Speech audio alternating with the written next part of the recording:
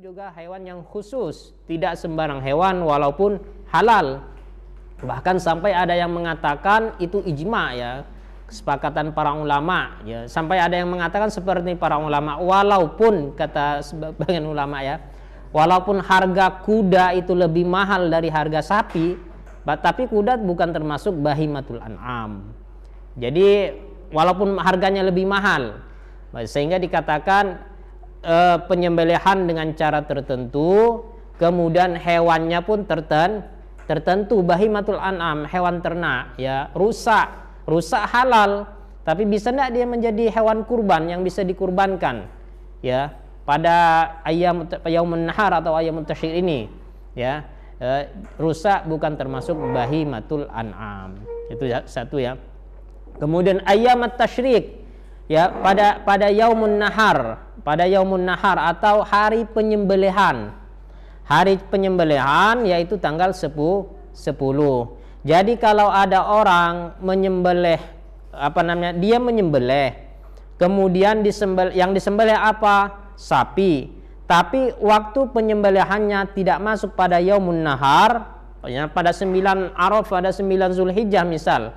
Atau dia nyembelih karena sapinya ketinggalan, disembelih di tanggal 15-nya misal, maka dia keluar dari hari-hari yang makhsusah, hari-hari yang ditetapkan ya.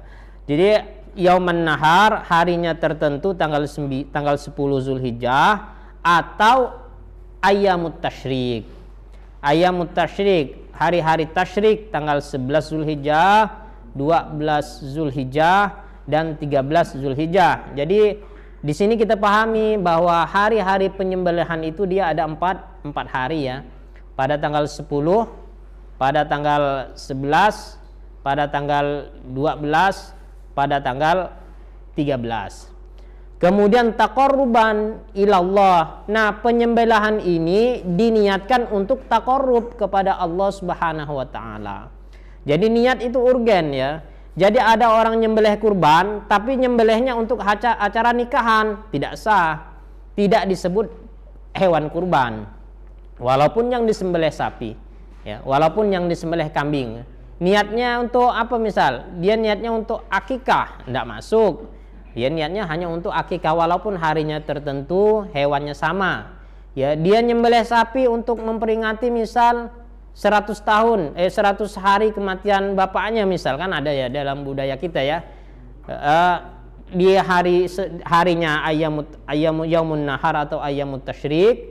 Kemudian hewan yang disembelih juga sejenis sapi atau kambing, tapi niatnya bukan untuk mendekatkan diri kepada Allah Subhanahu wa taala. Jadi untuk dinamakan hewan kurban ya, dia ada 4 syaratnya. Yang pertama yuzbah, disembelih. Ya, jadi yang pertama disembelih, tidak tidak disetrum. Yang suka nyetrum ikan misalnya, ikannya disetrum misalnya. Nah, kemudian cara penyembelihannya itu satu. Yang kedua jenis hewannya. Ya, jenis hewannya harus sesuai makhsusah.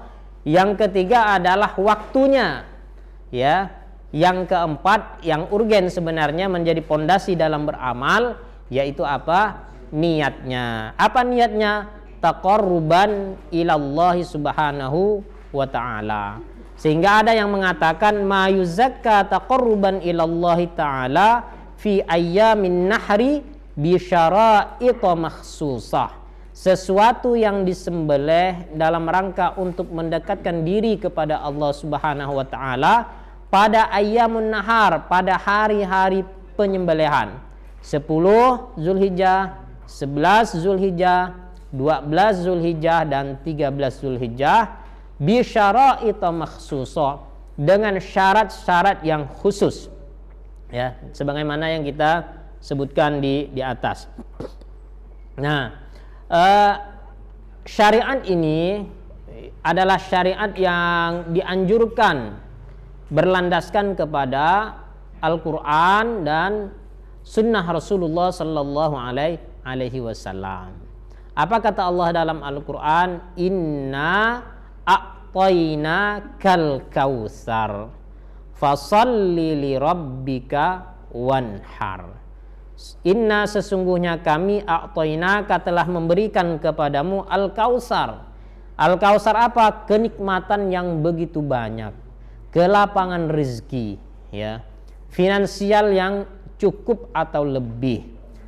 Nah, karena nikmat itu begitu banyak yang Allah berikan, maka apa kata Allah? Fasalli li rabbika, maka hendaklah solat untuk Tuhanmu, wanhar, dan laksanakanlah penyembelihan hewan kurban atau berkurbanlah.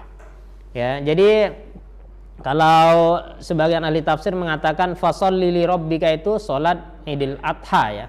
Jadi setelah salat Idul Adha wanhar dan laksanakanlah kurban. Nah, karena ayatnya datang dalam bentuk kata perintah atau fi'il amar, maka ini ada tuntutan, ada tolab, ya, ada tuntutan agar kita melaksanakannya. Fasalli, maka solatlah, li rabbika wanhar, dan sembelihlah dan berkurbanlah. Jadi diperintahkan oleh Allah Subhanahu wa taala agar kita melaksanakan atau agar kita berkurban, ya. Dalam hadis lain, ya, Rasulullah sallallahu alaihi wasallam bersabda, "Man kana lahu sa'atun wa lam yudhi, ya, fala yaqrabanna musallana." Ya. Jadi kata Rasulullah, ya, barang siapa seseorang yang Allah Subhanahu wa taala berikan kelapangan rezeki, kemudahan harta, ya. Apa kata Rasulullah? Ya, kemudian dia tidak berkurban, dia tidak menyembelih hewan kurban, ya, maka janganlah dia dekat atau mendekati musallana, tempat solat kami. Bayangkan ini, ya, Rasulullah Shallallahu Alaihi Wasallam seakan-akan memberikan warning, ya, lampu merah. Seseorang yang Allah berikan kelebihan harta, cukup hartanya, ya, finansialnya lebih untuk kebutuhan dia sehari-hari, kemudian dia tidak melaksanakan perintah Allah Subhanahu wa taala ini, maka kata Rasulullah, fala yaqrabanna musallana, maka hendaklah dia jangan sekali-kali mendekati tempat solat kami. Itu luar biasa, ya. Sehingga ikhwati fillah, siswa dan siswi, ya, berdasarkan hadis inilah sebagian para ulama, ini kita katakan sebagian, ya, karena bukan mayoritas, bukan jumhur, sebagian para ulama bahkan mewajibkan berkurban bagi orang yang memiliki kemampuan. Ya, kalau tidak mampu, ya, la yukallifullahu nafsan illa wus'aha.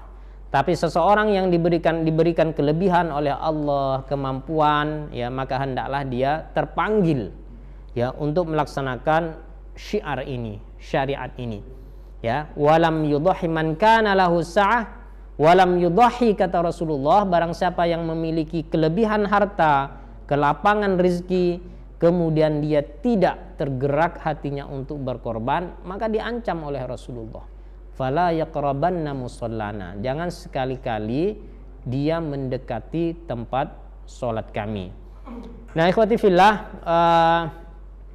tentu kalau kita melihat referensi ayat dan hadis Rasulullah Sallallahu Alaihi Wasallam, ya, ibadah kurban ini memiliki berbagai macam keutamaan, ya.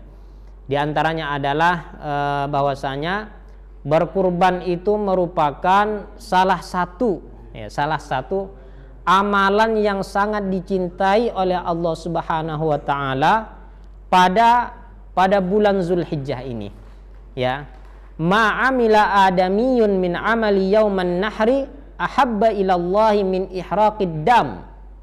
Jadi dari Aisyah radhiyallahu anha, Rasulullah sallallahu alaihi wasallam bersabda, tidaklah seorang anak Adam melakukan pekerjaan yang paling dicintai oleh Allah Subhanahu wa taala pada hari nahar, tanggal 10, 11, 12, 13, kecuali mengalirkan darah. Maksudnya bukan membunuh orang, ya, mengalirkan darah. Maksudnya adalah menyembelih, ihraqid dam, menyembelih hewan kurban. Jadi amalan yang terbaik pada tanggal 10, 11, 12, 13 itu adalah ihraq dam, penyembelihan hewan kurban. Innaha lata'ti yaumal qiyamati biquruniha wa asy'ariha wa adlafiha. Jadi kata Rasulullah bahwasanya ya hewan yang kita kurbankan itu nanti ya pada hari kiamat akan datang, ya akan datang biquruniha dengan tanduknya, wa asy'ariha juga bulu-bulunya, ya. Kemudian rambut dan bulunya, kemudian dan darah itu di sisi Allah Subhanahu wa taala segera menetes pada suatu tempat sebelum menetes ke tanah.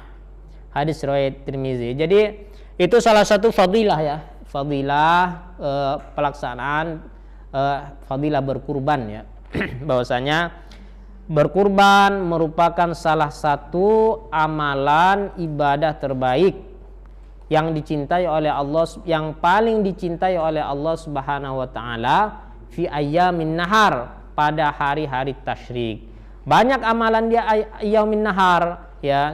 Di antaranya apa yang diperintahkan oleh Allah pada yaumin nahar ya. Kemarin mungkin disebutkan ya. Di antaranya adalah bertakbir, bertahmid, itu adalah amalan juga ya pada yaumun nahar. Ya, termasuk ibadah-ibadah yang lainnya. Ya itu juga perintah, tapi ada yang lebih utama ya. Ada yang memiliki fadilah yang besar, yaitu ihraqid dam ya. Penyembelihan hewan kurban.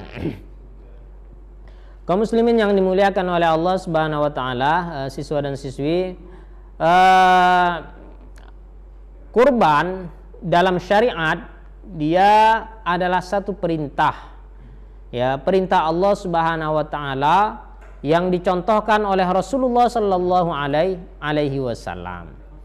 Dari berbagai referensi ayat dan hadis Rasulullah sallallahu alaihi wasallam ya, para ulama kita, ana ingin menyampaikan secara singkat saja ya. Jadi berkurban secara syariat hukumnya itu adalah sunnah muakkadah. Ibadah sunnah yang sangat-sangat dianjurkan.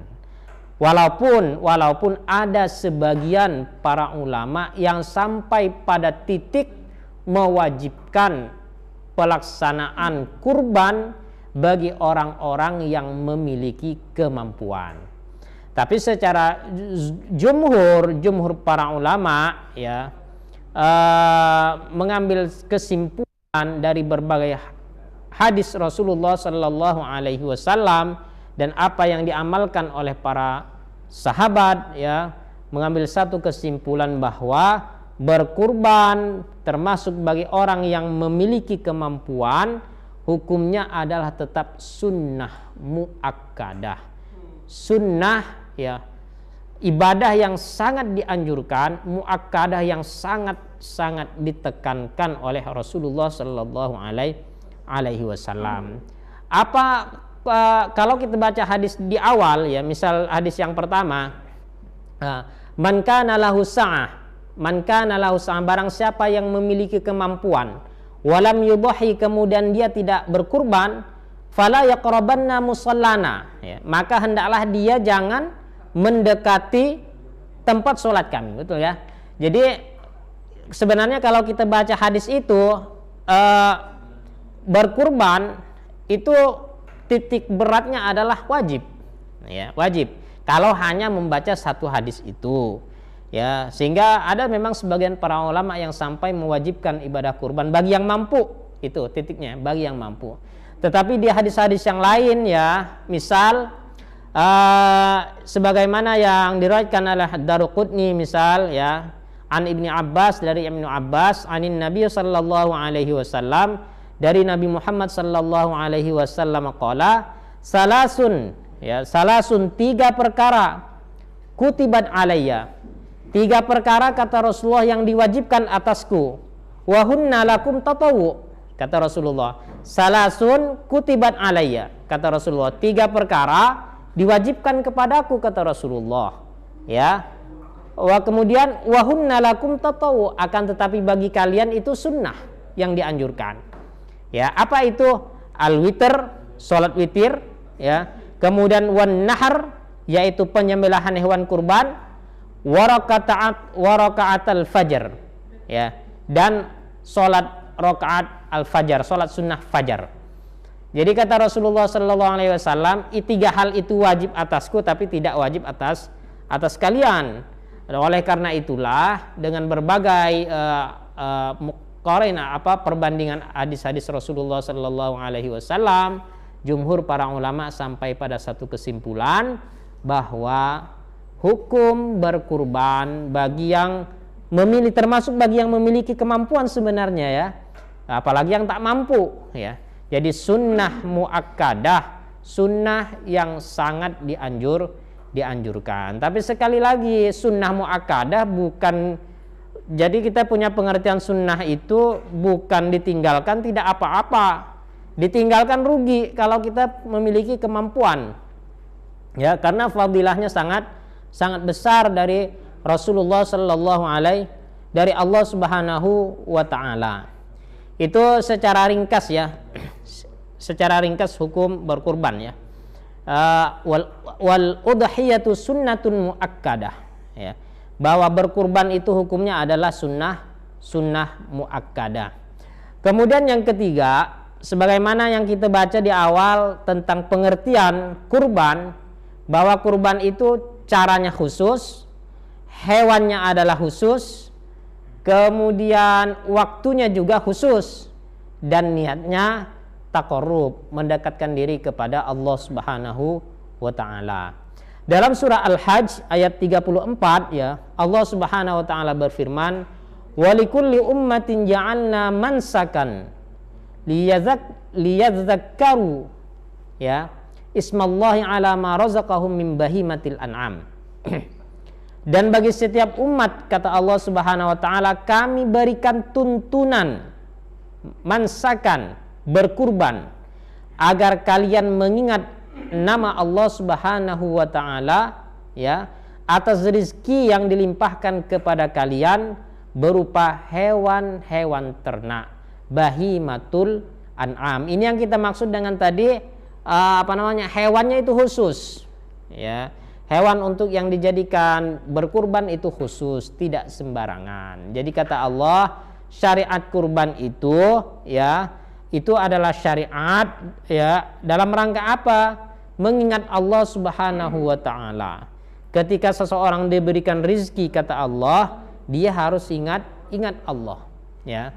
Apa bahimatul an'am? Hewan ternak. Hewan ternak itu adalah onta, sapi, ya, kemudian kerbau, kambing, domba. Jadi ayam tidak termasuk, rusa juga tidak termasuk, ya. Jadi yang dikategorikan sebagai bahimatul an'am, hewan ternak di sini adalah onta, sapi, dan sejenisnya, yaitu kerbau, kambing, dan domba.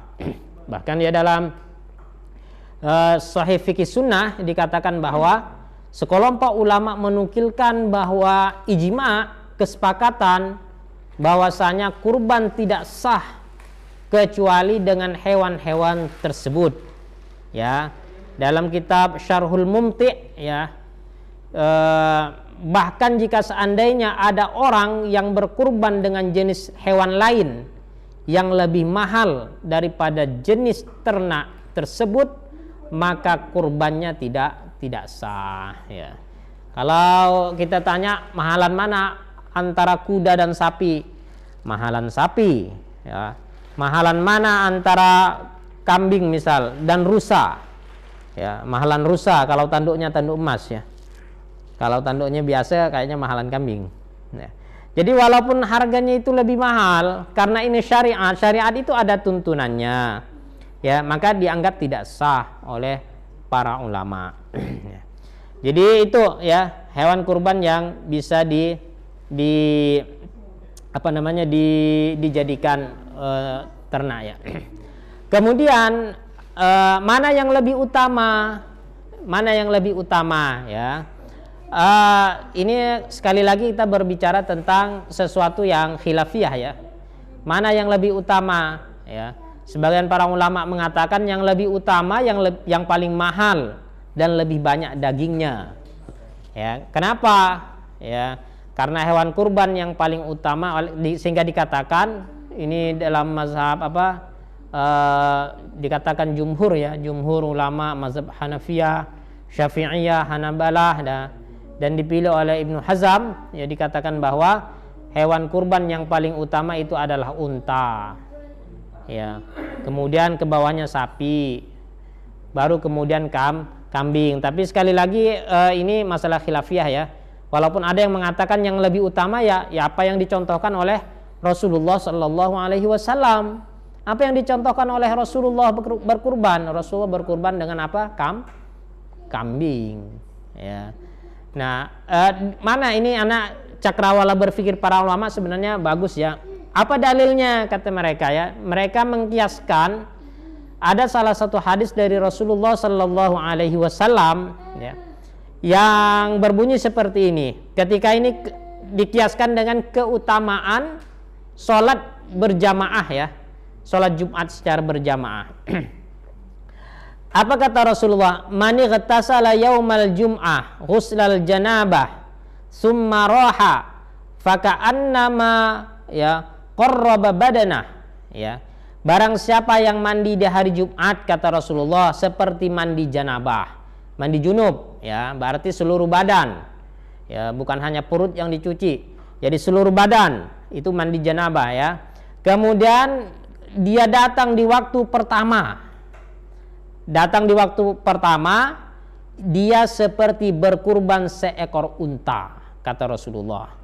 Barang siapa yang datang di waktu yang kedua, maka dia seperti berkurban seekor sapi.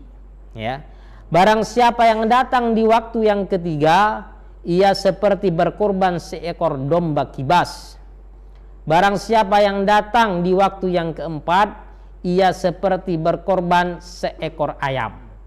Ini bukan masalah jenis hewan kurbannya, cuman rentetan hadis Rasulullah Sallallahu Alaihi Wasallam, pertama dari unta, kemudian sapi, kemudian kambing ya. Ini menunjukkan bahwa yang paling besar pahalanya bagi orang yang sholat Jumat itu adalah yang paling datang pertama, dan hadiahnya adalah yang paling utama, yaitu unta. Kemudian yang nomor dua, yang datang paling awal yang nomor dua, dan hadiahnya pun yang paling besar nomor dua. Ini hanya ya cara pandang para ulama ya, ketika mereka berpendapat bahwa yang paling utama adalah yang paling banyak dagingnya ya. Walaupun sekali lagi ada yang punya pendapat bahwa yang paling utama ya apa yang dicontohkan oleh Rasulullah Sallallahu Alaihi Wasallam.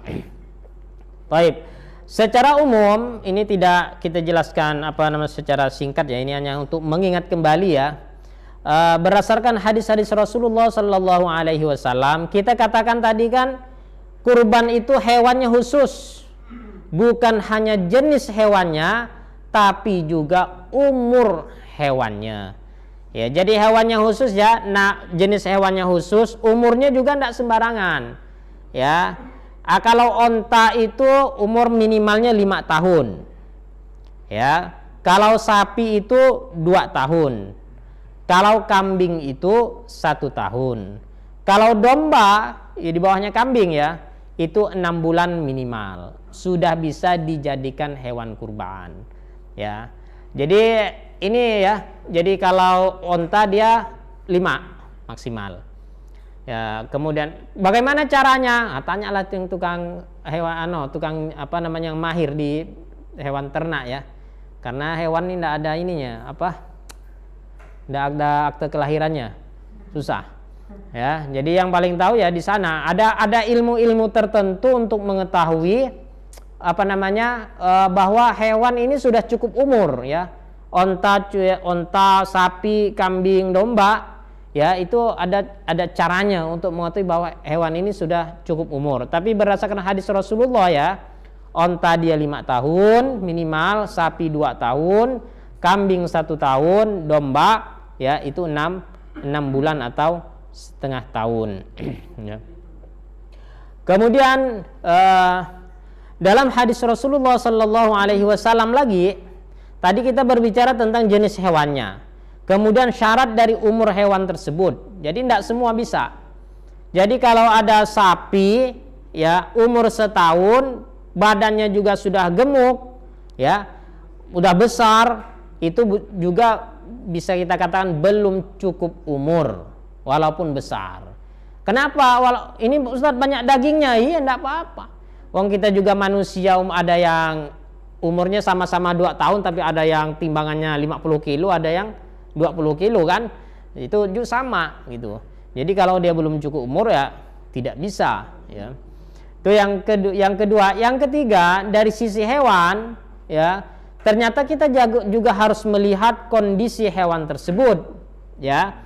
Sehingga Rasulullah Sallallahu Alaihi Wasallam memberikan arahan ya dalam riwayat An-Nasa'i, ya, Abu Dawud, dan disahihkan oleh Syekh Albani ya, bahwasanya ada beberapa hewan kurban ya yang dia tidak bisa dijadikan hewan kurban.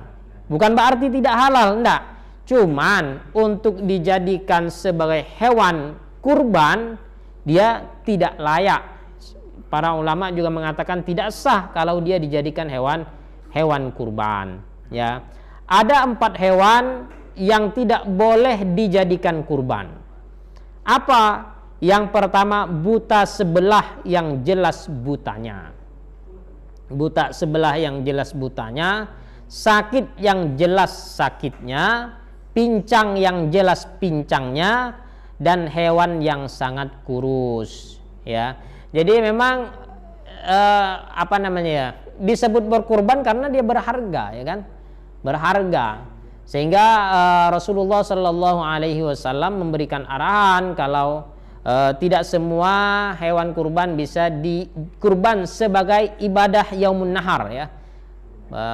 Tapi kalau kita sembelih hewannya, kemudian kita sedekahkan dagingnya, kita makan dagingnya tidak masalah, tapi dia tidak disebut kurban ya, walaupun itu tetap halal seperti biasa gitu ya. Nah itu jadi tidak sah kalau dia buta sebelah, jelas sekali butaannya ya. Kalau hanya dia tidak buta, misalnya matanya kecil sebelah tapi tidak buta, itu masih dikategorikan bisa ya. Tapi yang buta jelas butanya ya, pincang dan tampak pincangnya ya, sakit dan tampak sekali sakitnya, sangat tua sampai tidak punya sumsum tulang dalam riwayatnya. Nah, oleh karena itu, jika ada hewan kurban yang cacatnya lebih parah dari jenis ini, maka dia lebih tidak layak lagi untuk dikurbankan.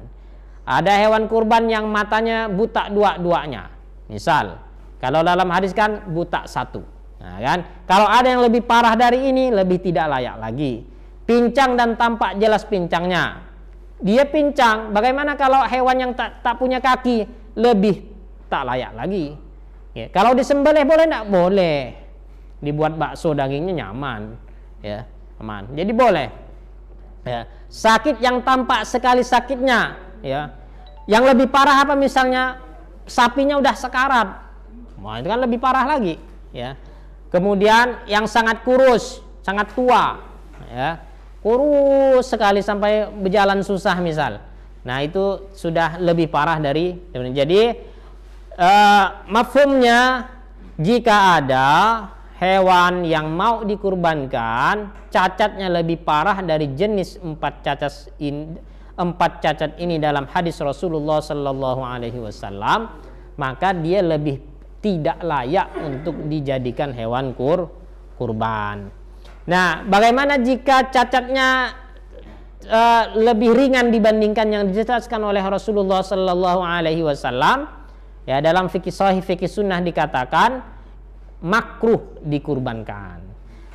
Contohnya apa? Sebagian atau keseluruhan telinganya terpotong.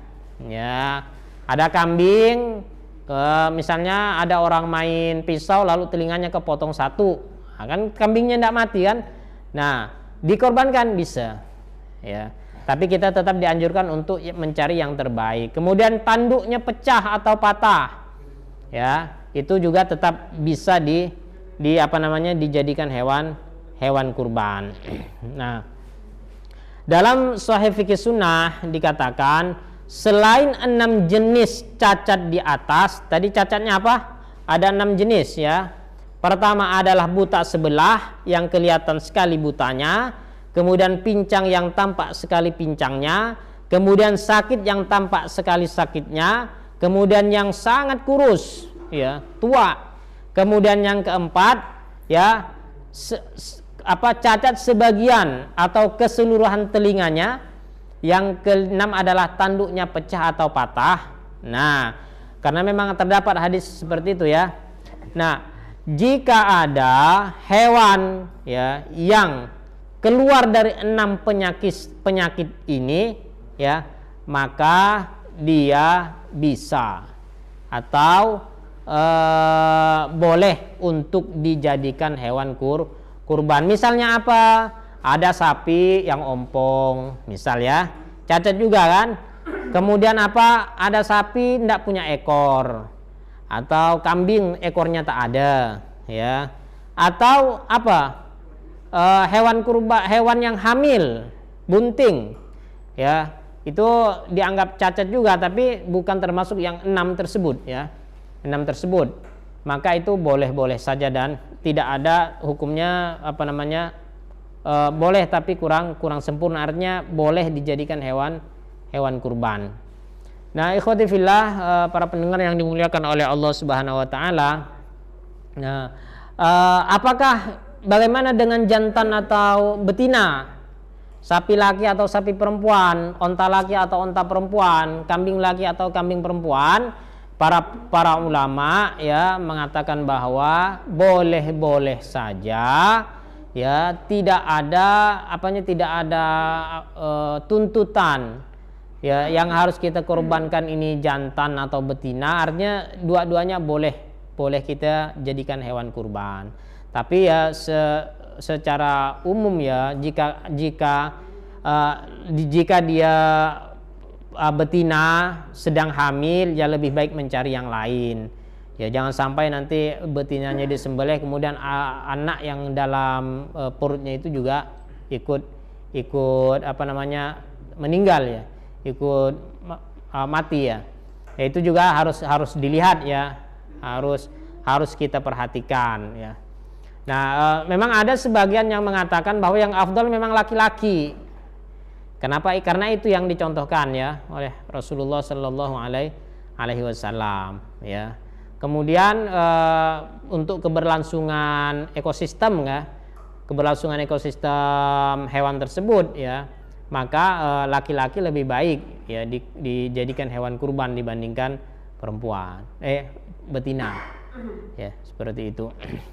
Baik, ikhwati fillah, para pendengar yang dimuliakan oleh Allah Subhanahu wa taala, anak kira ini saja yang bisa kita sampaikan pada kesempatan ini. Ya, tapi intinya seperti ini ya, bahwa kita sebisa mungkin yang diberikan kemampuan oleh Allah Subhanahu wa taala ya melaksanakan salah satu syiar ibadah yang tidak ada di bulan-bulan yang lainnya ya, yaitu melaksanakan ibadah kurban. Ya, dalam rangka mendekatkan diri kepada Allah Subhanahu wa taala, tidak ada tujuan yang lainnya. Itu yang paling penting sebenarnya. Ya, bahwa ini adalah ibadah yang kita tujukan, niatkan betul-betul karena Allah Subhanahu wa taala, tidak untuk kepentingan yang lainnya. Ya, yang kedua tentu ibadah yang kita lakukan bermanfaat untuk apa? Untuk bukan hanya kita secara pribadi, tapi juga bermanfaat untuk tetangga kita, ya, kemudian masyarakat kita, begitu seterusnya. Oleh karena itu dalam hadis Rasulullah Shallallahu Alaihi Wasallam memang dikatakan salah satu cara arahan untuk pembagiannya adalah sepertiganya untuk yang berkurban, ya, sepertiganya untuk fakir miskin, ya, sepertiganya lagi untuk dibagikan kepada termasuk orang yang kaya. Jadi hadiah dan jadi sedekah. Wallahu a'lam bishawab. Semoga ini bermanfaat ya. Waktu kita berkah, kurang dan lebihnya ana mohon maaf. Wabillahi taufiq wal hidayah. Wassalamualaikum warahmatullahi wabarakatuh.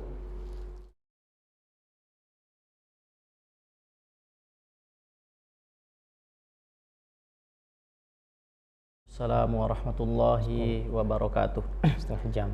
Syukron, jazakallah khair kepada Ustadz Saiful Ansor yang sudah menyampaikan materi fikih kurban dengan sangat luas sekali, sangat panjang lebar, alhamdulillah. Namun sudah masuk beberapa pertanyaan Ustadz kepada kami, yaitu yang pertama dari saudara Raden Dani, Ustadz. Nah, pertanyaannya adalah bagaimana jika hewan yang sebelumnya sudah diniatkan untuk dikurbankan kemudian cacat atau pincang saat diturunkan dari angkutan pickup. Nah, karena terjatuh, apakah hewan ini sah untuk dikurbankan? Itu pertanyaan yang pertama, Ustaz. Kemudian pertanyaan yang kedua ini dari saudari Raifa Sofiah, yaitu bernazar untuk menyembelih kurban, apakah hukumnya berubah dari sunnah menjadi wajib?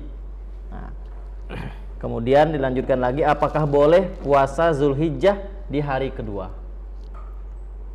Apakah boleh puasa Zulhijjah di hari kedua? Tafadhal Ustaz. Baik, bismillah, alhamdulillah, wassalatu wassalamu ala rasulillah, ma ba'du. Yang pertama, memang hadis Rasulullah Sallallahu Alaihi Wasallam yang yang tentang hewan yang cacat ya. Jadi dalam kondisi seperti itu, kalau masih mungkin ya, ini sebenarnya tanggung jawab amanah yang diberikan kepada siapa? Kepada panitia. Ketika amanah ini diberikan kepada panitia, misalnya 2 amanah kan, bisa jadi kita membeli hewan kurban sendiri dalam kondisi sehat. Kemudian bisa jadi kita hanya menitipkan uang kepada panitia ya. Maka dalam kondisi seperti itu, panitia itu bertanggung jawab untuk apa? Untuk memberikan yang terbaik kepada orang yang sudah memberikan amanah. Maka satu ya, kalau bagi orang yang berkurban sebenarnya dia sudah lepas kewajiban, dia sudah sudah selesai ya, karena dia sudah memberikan amanah. Maka kewajiban bagi orang yang diberikan amanah sebisa mungkin memberikan yang terbaik. Itu satu ya. Kemudian kalau memang masih bisa diganti, kalau memang cacatnya betul-betul cacat ya, cacat yang tadi itu ya, misalnya langsung kena paku matanya langsung buta, betul-betul buta itu ya, maka diusahakan dicarikan ganti gitu. Sebisa mungkin dicarikan penggantinya, apalagi kalau masih ada beberapa hari ya, diusahakan mencari penggantinya gitu. Nah, itu udah tanggung jawab tanggung jawab orang yang diberikan amanah gitu. Kalau dari kita yang berkorban udah selesai ya, kita sudah memberikan yang terbaik, begitu seterusnya. Insya Allah Allah memberikan sesuai dengan apa yang kita usahakan ya kan. Nah, yang kedua tadi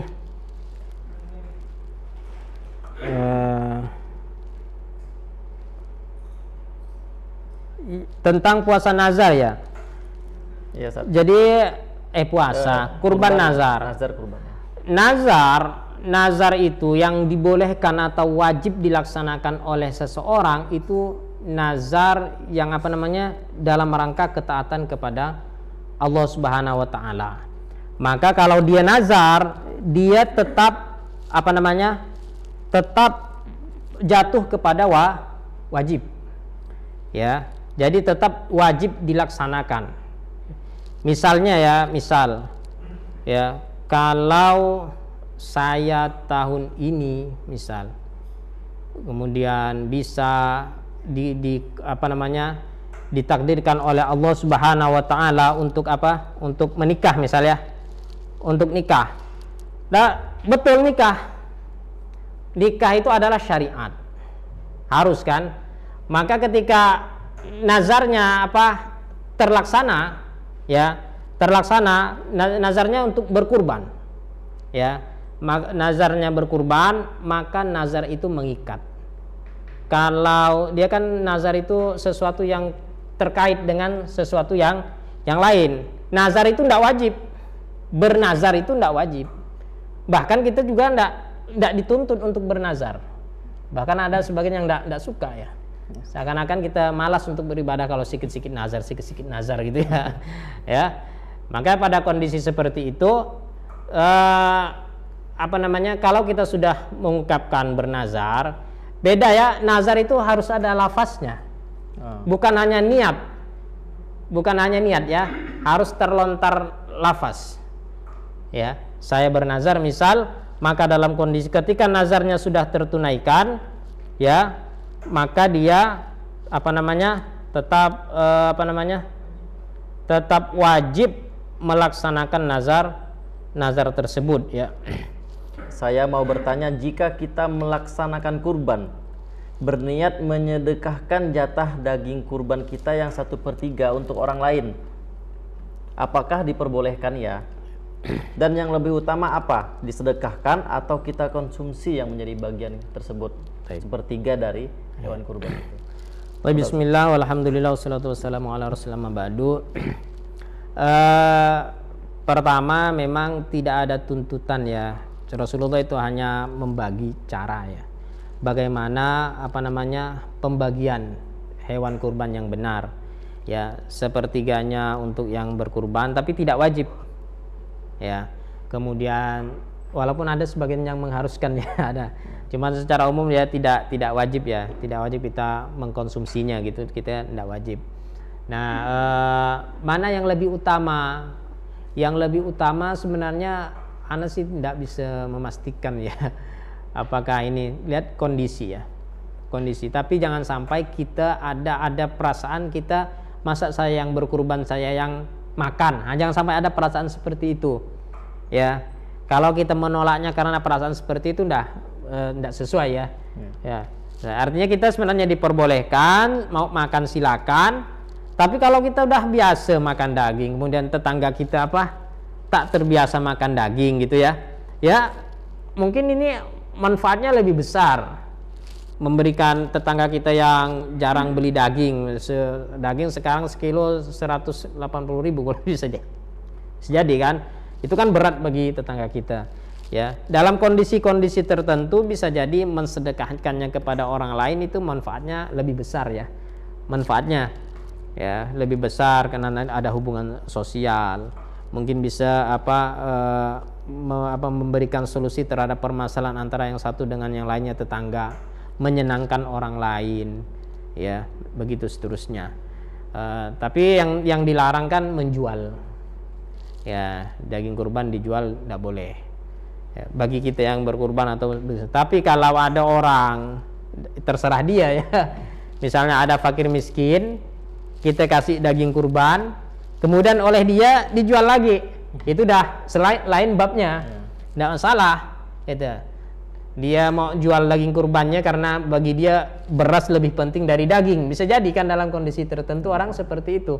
Jadi seperti itu ya. Wallahu a'lam. Baik, terima kasih Ustadz. Alhamdulillah seluruh pertanyaan sudah terjawab. Terima kasih kepada para pemirsa, para penonton YouTube Alfitian Kuburaya yang sudah mengajukan pertanyaannya kepada Ustadz Saiful. Demikian para penonton YouTube Alfitian Kuburaya.